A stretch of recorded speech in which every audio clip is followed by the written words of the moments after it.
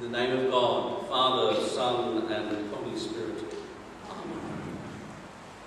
When Jesus begins his public ministry, it's a call to repentance, and as we have heard several weeks ago, that means to change our mind, to change the way we see things, to change the way we hear things, to change the way we approach things. And that's so important, a foundation for us to stand upon as we enter the Sermon on the Mount, which we did a few weeks ago. We entered the Sermon on the Mount with the introduction, which we know as the Beatitudes, where Jesus describes what it might be like for people to live kingdom lives. Poor in spirit, humility, peacemakers, the merciful. And so we have this description of a life that for us is something to stretch forward to attain, to make a goal in our lives. And then last week we heard a description of if we are to be changing people who also change lives, then we heard a description about how we might go about that. We are to be converts. We are to convert to a more kingdom way of living. And the problem with converts is they can actually do more damage than good. Sometimes converts, in their zealousness, in their passion, can sometimes drive people away from the kingdom rather than welcoming them into the kingdom. So Jesus gives us this model of salt and light. If we are to be people who are changing people who are changing the lives around us, Jesus gives us this model of mentoring, of being salt and being light. Salt is that which flavours something. If we are salt, then we flavour the lives around us. Light illuminates, sometimes even at a distance. And Jesus says, you are the salt of the earth. You are the light of the world. I notice that he doesn't say, I want you to be salt, I want you to be light. He says, you are. You are salt and you are light. And for me that means that I am flavouring the lives of those around me. I am shining light into the lives around me. The only choice I have is what sort of salt I want to be. What sort of light I want to be. Because we all flavour the lives of those around us. The only choice we have, do we flavour them in a kingdom way? Or do we flavour them in a way that takes people away from the kingdom? So we are given this model of changing the lives of others. Not in that sort of gung-ho conversion sort of way. But simply by being kingdom people that flavour other people's lives with a kingdom flavour. That is the model that Jesus gives us, and I think it is a great model. The temptation is to depart from that and try and change the lives of others through coercion or force, and simply it does not work. One of the hardest lessons I learned as a parent was that our children got to a point in their lives very quickly, in my case, where they would not do as I said, but they will always do as I do.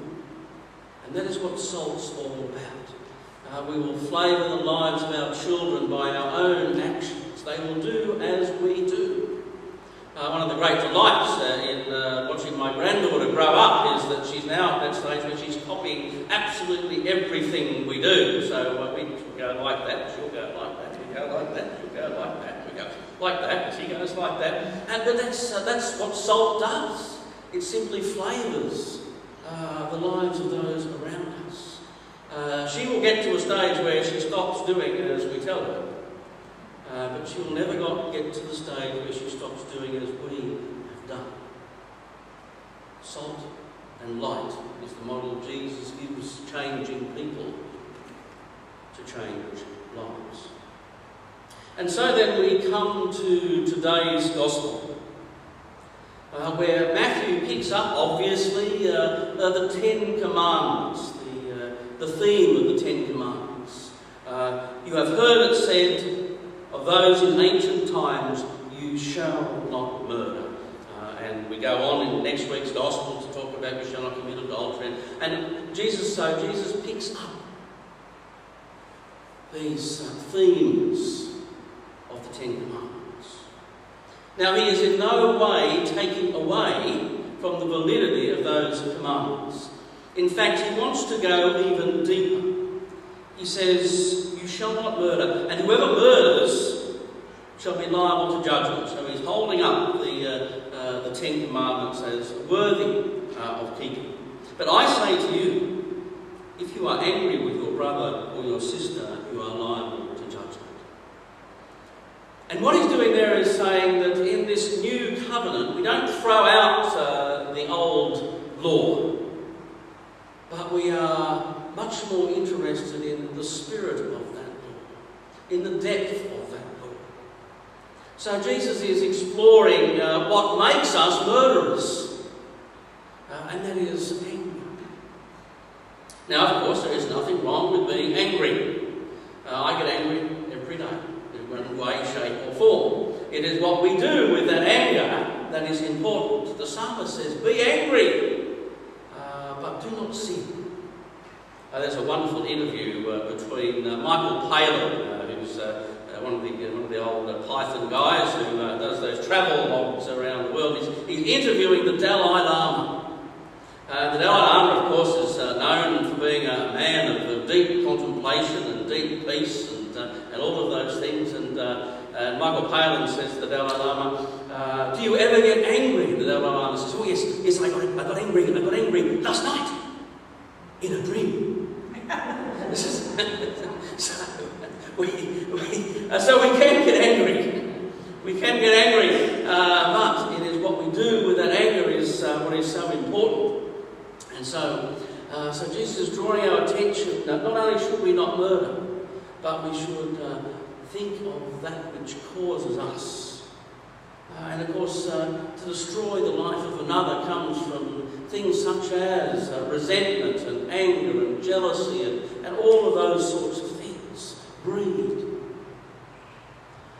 And so Jesus is saying, not only should we not murder, but we should focus inward and discover the things that may cause us to commit such an act and deal with those things in our life. Now, it's often said, and there are some pluses and minuses to this particular view, but I'm going to use it this morning, that there are three parts to the Christian life. Belonging, believing, and behaving. And the first two are relatively okay. We belong. We belong to a Christian community. It is important for any Christian person to participate in Christian community.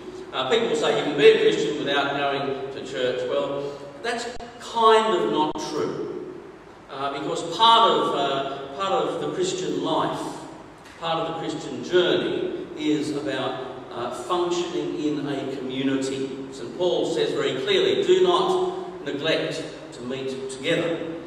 Because if we neglect to meet together, then we can go off in all sorts of directions without that community to embrace us and to hold us and perhaps to nurture us along. Believing is important in each and every one of us, although there is a great diversity of Christian beliefs. Each and every one of us kind of ascribe to a basic sets of ideas about God and Jesus and us and the world, and we may have some difference of opinion, but basically we believe. Now the behaving part is really what I want to focus on this morning.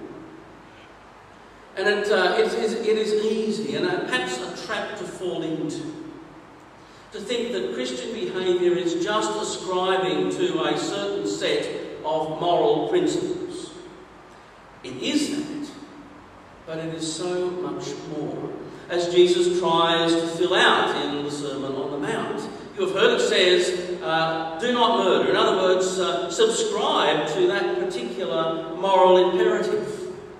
But it is much more than that. Do not be angry, or at least do not let your anger cause you to harm another. Think about why you would want to do something like that and deal with that. So it is more than just ascribing to a certain moral imperative.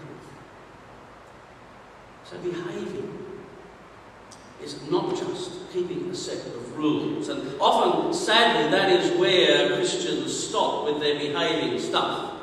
And then, of course, judge others who do not keep those certain sets of rules. But Christian behaviour is much deeper than that. Behaving as a Christian means to follow a certain path. And that is what Jesus lays out for us in the Sermon on the Mount. We come from that foundational beginning place of recognising a need to change the way we see and think and address our world. We are then given this description of what it might be like were we to change in a way that led us to lead kingdom lives. The poor in spirit, the merciful, the meek, the peacemakers. And then we are given a way to not only live that life but influence the lives of others as salt and light. Can you see that progression there, that journey, that path that is being laid out? That is the depth of Christian behaviour. And if we are just keeping some rules and regulations, which we should do, good, bad, murder is bad, adultery is bad, all those, stealing is bad. We shouldn't do any of those things. But to walk the Christian path is that and much more. It is about walking that path. People will often say to me, I live they'll often say, well, Mum really, she didn't go to church or anything, but she lived a good Christian life. Now what they're saying is she lived a good moral life. And that's a great thing. But whether it can be considered as being a person of the way, as the early Christians were called, person of the way, a person of the path, a person on that journey of change and development.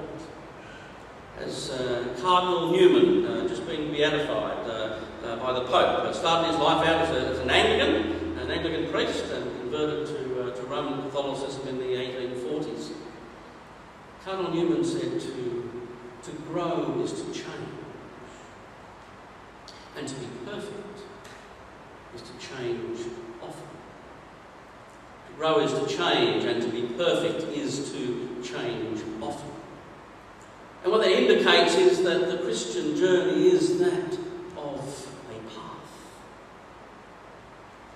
And one of the great stumbling blocks on this path, Jesus lays out in that next step in the Sermon on the Mount. He says, so when you are offering your gift at the altar, and you remember that your brother or sister has something against you, leave your gift there before the altar and go. First be reconciled to your brother or your sister, then come and offer your gift. Often I hear people say, oh well, if she's got a problem with me, then she needs to come and see me. Or if he's got something against me, he needs to come and see me. But Jesus says exactly the opposite. Exactly the opposite. If you are aware that someone has something against you, leave your gift of guilt and go be reconciled to him or to her. Exactly the opposite. And so often I hear Christian people say that, but they are not acknowledging the stumbling block that is on that path. And so many people never get beyond that part of the journey, and it is such an important part of the journey for our own growth, to grow, to change.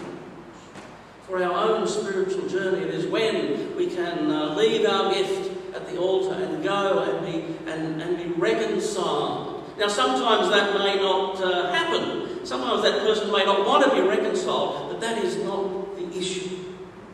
The issue is the growth that comes from our willingness to go and to be reconciled. The Latin word from which we get our word reconciliation, very similar word, reconciliatio, and it comes from the root word cilio. And cilio is the Latin word for eyelash. Eyelash. So to be reconcilio is to come again. Con, with, means with, eyelashes. To come once again together, eyelash to eyelash.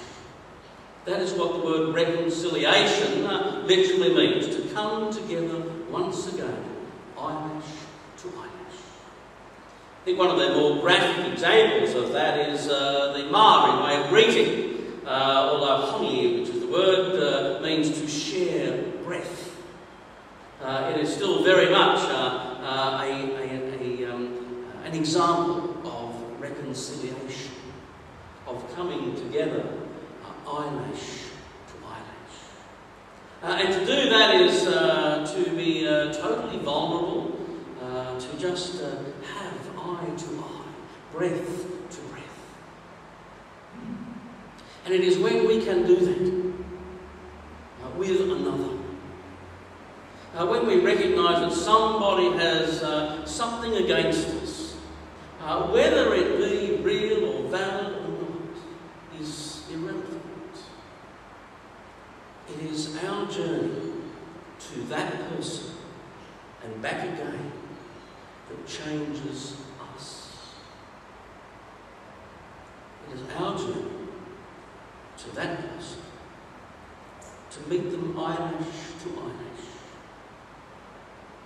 that changes us. And we are once again able to continue on our journey. So I hope that you can see that in the Sermon on the Mount, Jesus, through Matthew, is laying out for us a path. It is a path that we may journey to a deeper life, to a kingdom way of living, to become salt and light that flavours the lives of others with the flavouring